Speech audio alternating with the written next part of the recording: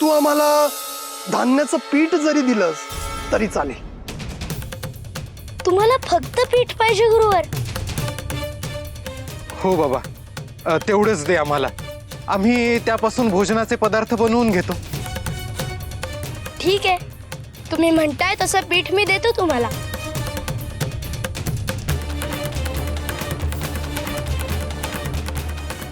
यांना हवंय तसं पीठ येऊ दे.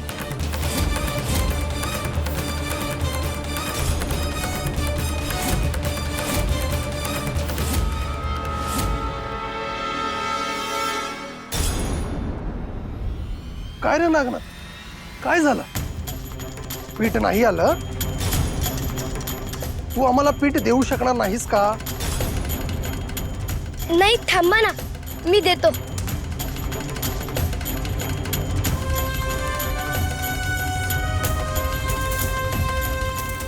गुरुदेव, यातून पीठ येत नाहीये. मला यांना पीठ द्यायचंय. पीठ येऊ द्या.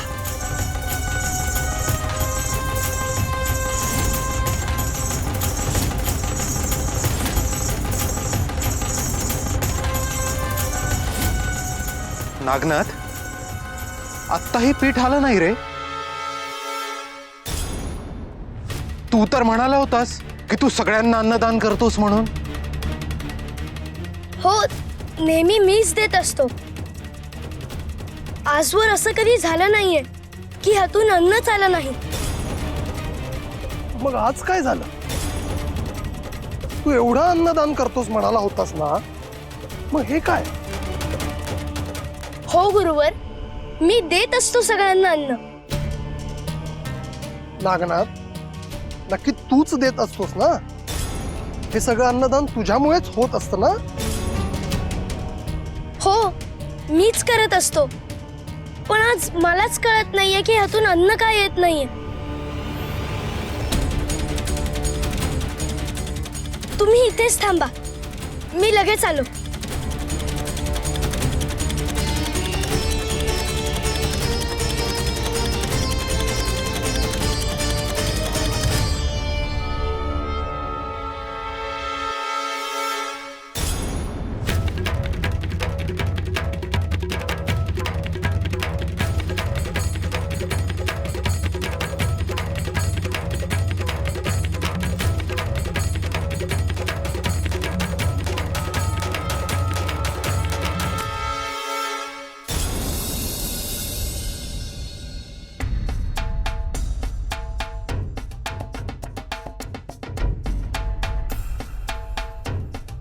किती वेळ झाला नागनाथ बाहेर गेलेला? हो ना, बराच वेळ उलटून गेलाय. मुळात तू त्याला बाहेर जाऊ द्यायलाच नको होत. अहो, अन्नदानापुढे त्याला दुसरं काही सुचतं का? अगं हो, पण बाहेर काय परिस्थिती सुरू आहे तुला ठाऊक आहे ना. मी त्याला थांबवण्याचा खूप प्रयत्न केला, पण त्यांनी नाही ऐकलं. नागनाथ बाहेर गेलाय ना? हो ना, वनात गेलाय. अहो, आता मला फार भीती वाटायला लागली. एकतर वनात गुरु आई असते आणि त्यात पाटील आणि बाकीचे लोक वनात तर गेले नसतील ना?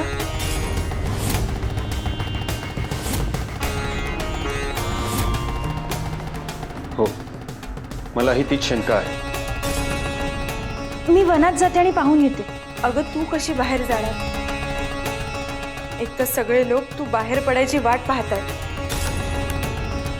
अगं, मी माझ्या मूळ रूपात जाते. मला नाही ओळखणार कोणी.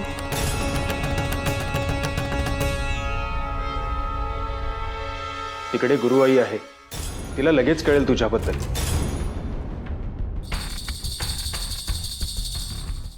पण तिथे नागनाथच्या अवतीभोवती शत्रू असताना मला नाही राहणार. मला खूप काळजी वाटते त्याची. अगं पद्मिनी, पण तू जर बाहेर गेली आणि तुला काही झालं म्हणजे नागनाथला नाही आवडणार ते.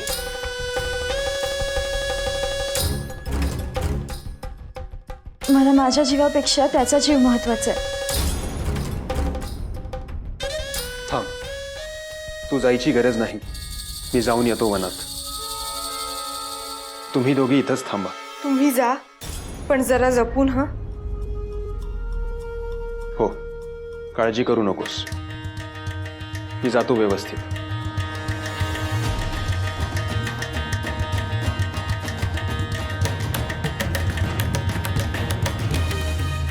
नागनाथ परत यायला एवढा वेळ का झालाय? त्याला काही झालं तर नसेल ना?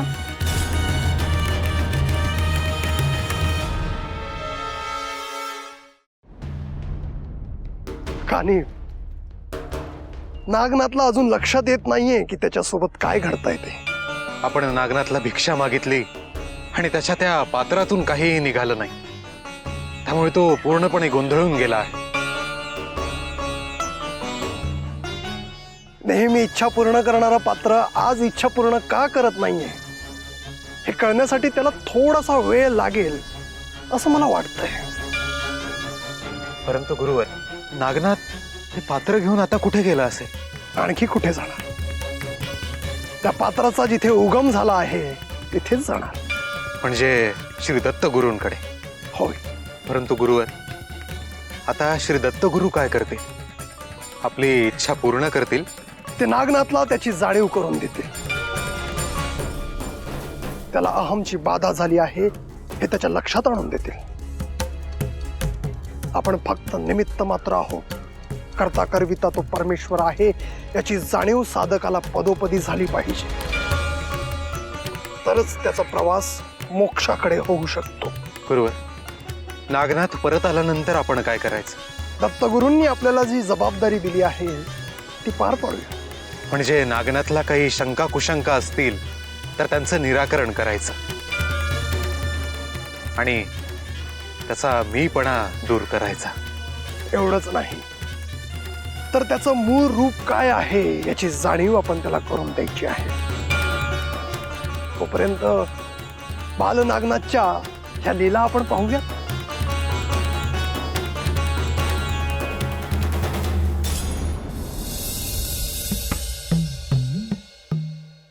भाऊ, काय झालं? कोणाला शोधताय? मी नागनाथला शोधतोय आपल्या. का बरं? सकाळपासून घराबाहेर गेला आहे, अजून आला नाही. तुम्ही कुठे पाहिलं का त्याला? अहो, पर तो तर गावात समदांना अन्नदान करीत होता. हो, ते मी देखील पाहिलं, पण तेव्हापासून तो दिसलाच नाहीये. अगं बाई, मग आता? मी शोधतो त्याला. मी बी विचारते 4 लोकांना. मला काही समजलं तर सांगते तुम्हाला.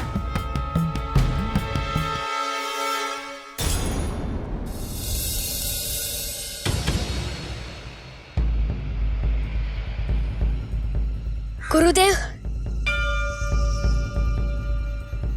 नागनाथ, तू अचानक इथे कसा? गुरुदेव, मला एक समस्या आहे. त्या समस्येचे निवारण तुम्ही करू शकता. काय झालं? गुरुदेव, या पात्रातून अन्नच येत नाहीये. आज मला वनात श्री जालिंदरनाथ आणि कानिफनाथ भेटले होते. त्यांनी भिक्षा म्हणून माझ्याकडे पीठ मागितले, पण मी त्यांना या पात्रातून पीठ देऊ शकलो नाही, कारण यातून ते आलेच नाही. असं कसं होईल नागनाथ? इतके दिवस तर तुझं अन्नदान व्यवस्थित चालू होतं. हो, आज सकाळी सुद्धा मी गावातल्या लोकांना अन्नदान केले, पण मी जेव्हा त्यांना भेटलो तेव्हा ते झालेच नाही. तुला मिळालेले हे पात्र अक्षय पात्र आहे. ह्यातले अन्न न संपणारे आहे. माझ्या समोर तू एकदा प्रयत्न करून बघ बरं. ठीक आहे गुरुवर.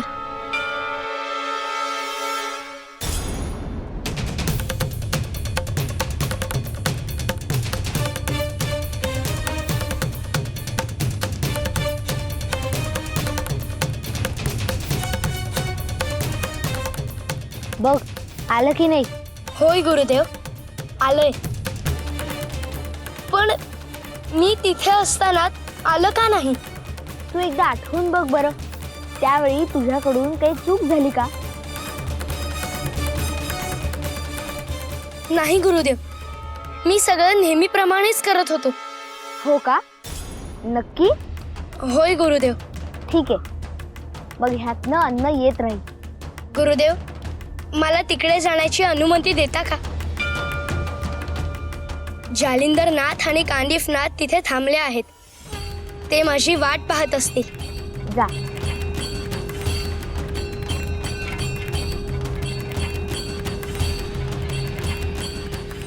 शुभम भवतु.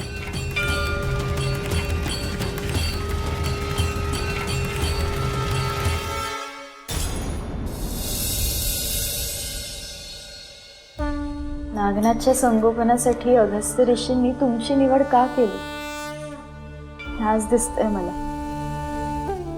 त्याच्यासाठी तुमच्यापेक्षा अधिक चांगले आई वडील असूच शकले नसते ग. उलट यासाठी आमची निवड केली हे आम्ही आमचे भाग्यच मानतो हो. अगं हो, पण तुम्ही दोघंही खूप काळजी घेता त्याची. मी स्वतः पाहते ना इतके दिवस. त्याला हवं नको ते सगळं बघता तुम्ही. त्याच्या सुखासाठी अगदी काहीही करायला तयार झालात तुम्ही. नागनाथ खूप गुणी आणि हुशार मुलगा आहे ग. ही महादेवांचीच कृपा होती. त्याच्यासारखा मुलगा मिळणं याला नशीब लागतं हो. आणि ही महादेवांचीच कृपा आहे की त्याच्या संगोपनासाठी त्यांनी आमची निवड केली आहे. खरं तर ह्याच गोष्टीसाठी मला तुमच्या पायावर डोकं ठेवावं असं वाटतं. कारण तुम्ही दोघं जसं त्याचं संगोपन करत आहात तसं त्या वनात शक्यच नव्हतं ग. आमचं जेवढं त्याच्यावर प्रेम आहे ना तेवढीच त्याची जबाबदारी सुद्धा आहे. कारण अगस्त्य ऋषींना आणि महादेवांना आम्ही तसं वचन दिलंय. आणि तुम्ही ते वचन खूप चांगल्या पद्धतीने पूर्ण करत आहात. त्याचा खूप आनंद आहे मला. तुमचे उपकार मी आणि नागनाथ कधीच फेडू शकणार नाही ग. पद्मिनी असं काय बोलतेस? नागनाथासाठी हे सगळं करणं हे आमचं दायित्व आहे.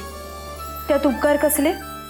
आता मला फक्त एकच काळजी वाटते की नागनाथ जिथे कुठे गेला असेल तिथून लवकरात लवकर सुखरूप घरी यावा.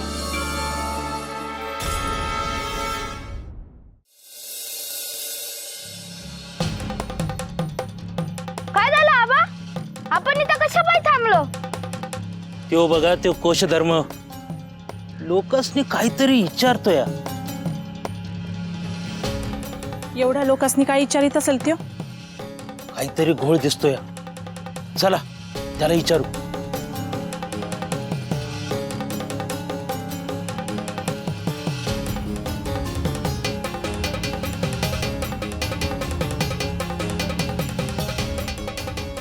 काय रे कोशधर्म, काय झालं? लय काळजीत दिसतोय. पाटील, मी नागनाथला शोधतो. शोधतोय म्हणजे कुठे गेलाय त्यो? हो, म्हणजे सकाळी तो गावात आला होता तेव्हापासून तो घरी परतला नाहीये. असं? अरे पण गावातनं कुठं जायचं त्यो? तेच काही समजत नाहीये मला. घरी देखील सगळे काळजीत आहेत. अहो कोशधर्म भाऊ, असा हलगर्जीपणा कसा करता हो तुम्ही? अहो लहान लेकरू आहे ते, जरा लक्ष ठेवीत जा. आणि असं एकल्याला कशाला बाहेर पाठवायचं? अहो, पण नेहमीप्रमाणे तो अन्नदानच करायला आला होता गावात. अरे तेच तो म्हणतोय ना आम्ही. अरे तो गावातल्या लोकांना असं अन्नदान करतो. त्याच्याकडं बाहेर गावची लोक बी येतात. आता त्यातलं कोण कसं आहे आपल्याला ठाव असतंय होय. त्यातल्या एखाद्यानी उचलून तर नेलं नसं ना आपल्या नागनाथला. नाही नाही, असं कसं होईल? लोकांचं काही सांगता येतं का कोशधर्म भाऊ? त्याच्या त्या अन्नदानाच्या भांड्यापायी बाहेरचं कुणी काय बी करू शकतं. तो माझ्या संग खेळत बी नाही. त्याला सांग ना माझ्या संग मैत्री करायला, मग मी बरोबर लक्ष ठेवतो. अरे आपण समध्यांनी मिळून त्याच्यावर लक्ष ठेवाय पाहिजे. मागच्या वेळेला गुरु आई बी त्याला धमकावून गेली होती. तिनं तर काय केलं नसल ना. लवकर बघाव कोशधर्म भाऊ, नागनाथ आपल्या समध्यांचा लाडका आहे. हो, मी बघतो तर.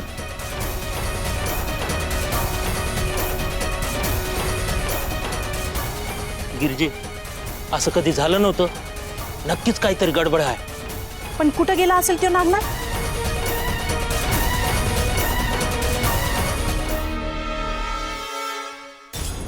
आदेश. अलख निरंजन. नागनाथ, काय झालं? हे पात्र घेऊन कुठे गेला होतास? मी हे पात्र घेऊन श्री दत्तगुरूंकडे गेलो होतो.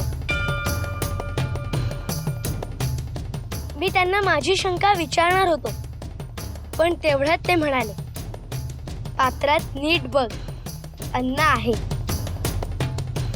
आणि मी तिथेच पात्राला आवाहन केलं आणि अन्न आलं.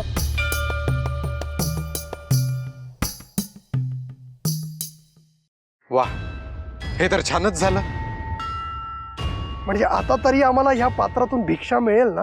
हो हो, आता मी तुम्हाला हवंय ते या पात्रातून मागवून देऊ शकतो. मी तुमची क्षमा मागतो. माझ्यामुळे तुम्हाला वाट पाहावी लागली. माझ्यामुळे तुमच्या भोजनाला विलंब झाला. नाही नाही, आमची काहीही अडचण झाली नाही.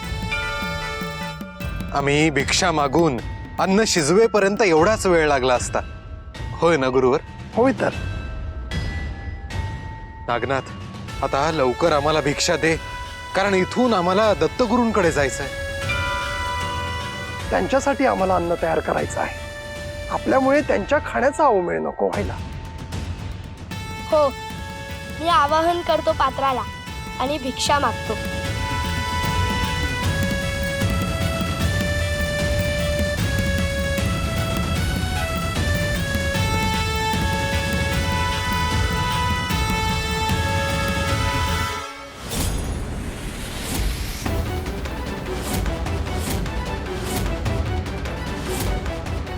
आली ना भिक्षा?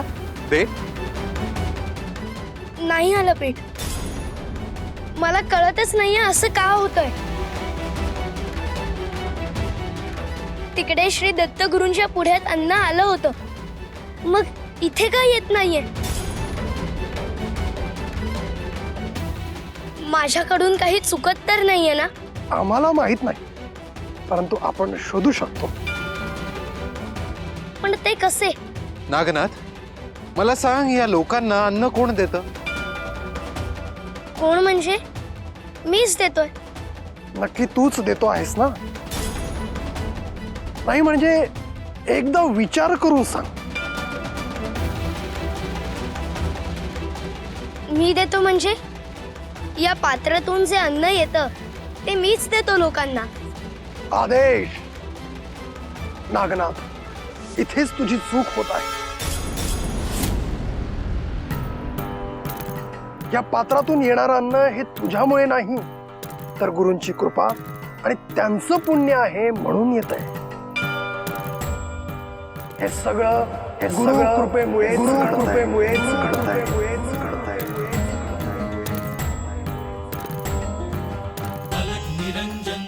हे सगळं आपल्याकडून गुरु करून घेत असतो, त्यामुळे अन्नदानाचं श्रेय सुद्धा त्यांनाच द्यायला हवं.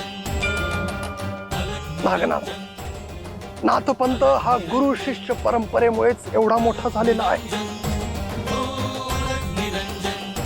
गुरु शिष्य परंपरेमुळेच नाथपंथातील सर्व विद्या अविद्या टिकून आहेत. आपण केलेलं सगळं आपण आधी गुरूंच्या पायी वाहतो.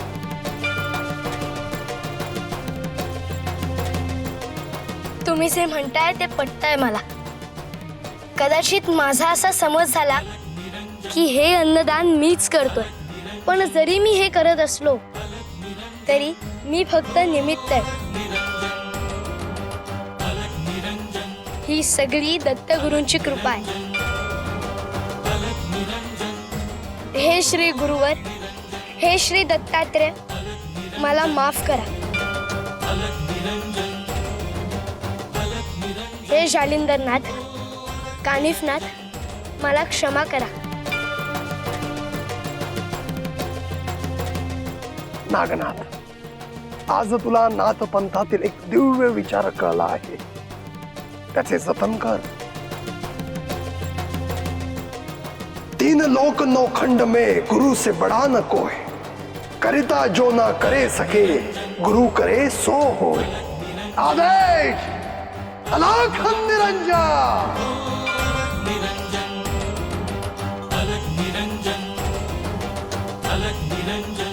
नाथ, मी एक विनंती करू इच्छितो.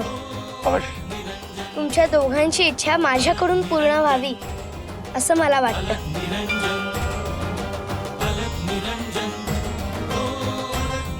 आदेश आदेश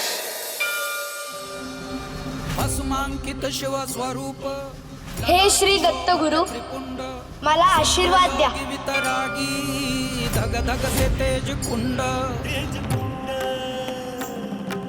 सज्जनासी संजीवन दुरितांचे निर्दालन जगदोद्धारास्तव जणू प्रकटति नवनारायण सृष्टीच्या स्पंदनात काळाच्या मंथनात दुम दुमतो दुम दुमतो दुम दुमतो दुम दुमतो एकनाद व्यापुनी त्रिभुवन अलख निरंजन अलख निरंजन अलख निरंजन हो आदे अलख निरंजन अलख निरंजन अलख निरंजन हो